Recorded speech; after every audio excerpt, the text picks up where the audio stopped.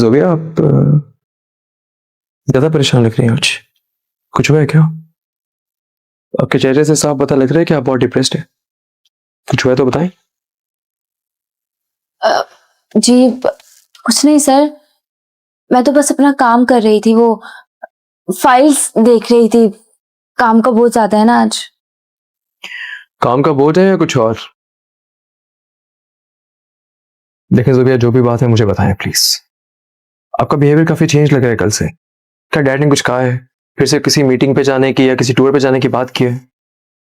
नहीं सर, ऐसी कोई बात नहीं है। वो मुझे मैनेजर साहब ने बुलाया है हिसाब करने के लिए, तो मैं बस वहीं जा रही हूँ।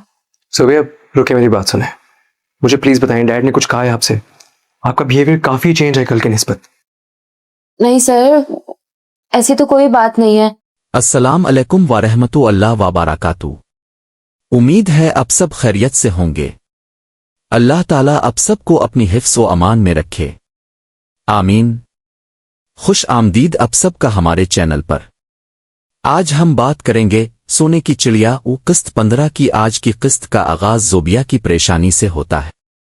इसके चेहरे से साफ जाहिर हो रहा है कि वो शदीद ज़हनी दबाव में है। ऑफिस में मौजूद अहद इसकी बदली हुई कैफियत महसूस करता है और बार बार पूछता है कि आखिर क्या बात है, लेकिन ज़ोबिया हर बार यही कहती है कि वो सिर्फ काम के दबाव की वजह से परेशान है। अहद को यकीन नहीं आता।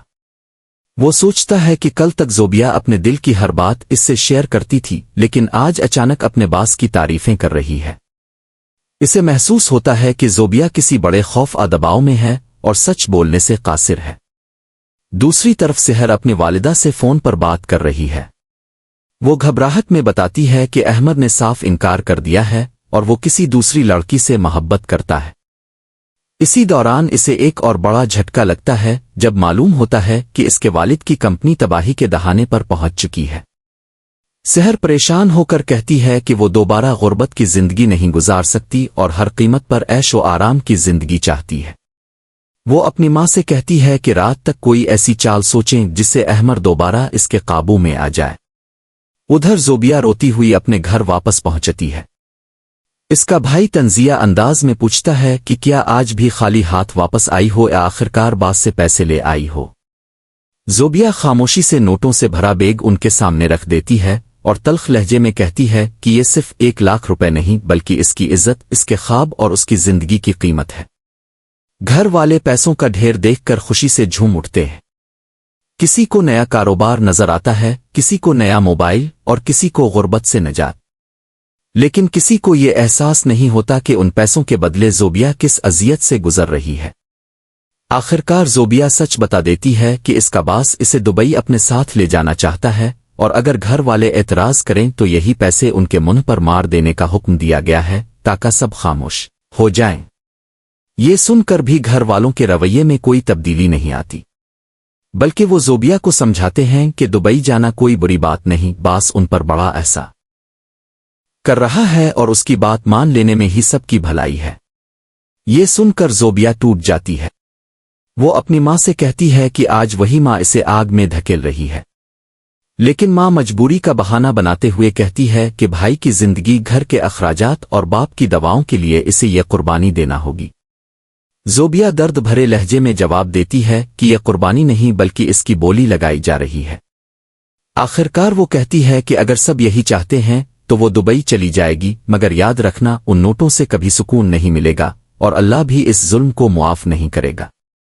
अपने कमरे में जाकर ज़ोबिया शिद्दत से रोती है।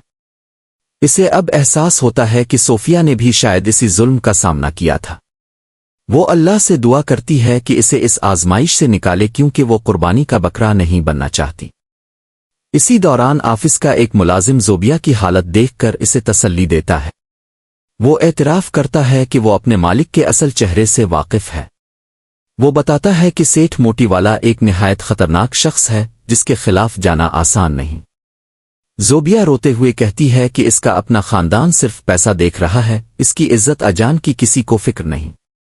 अब इसे समझ नहीं आ रहा कि वो कहाँ जाए और किससे मदद मांगे।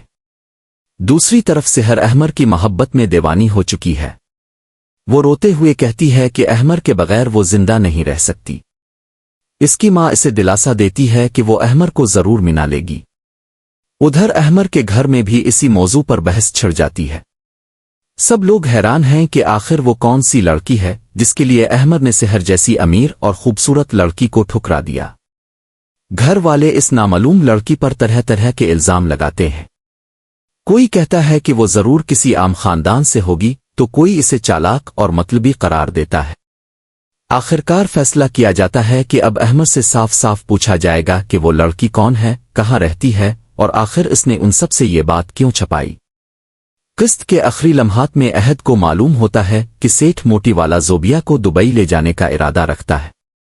عہد فوراً فیصلہ کرتا ہے کہ وہ کسی بھی قیمت پر زوبیا کو اس خطرناک شخص کے چنگل میں نہیں جانے دے گا۔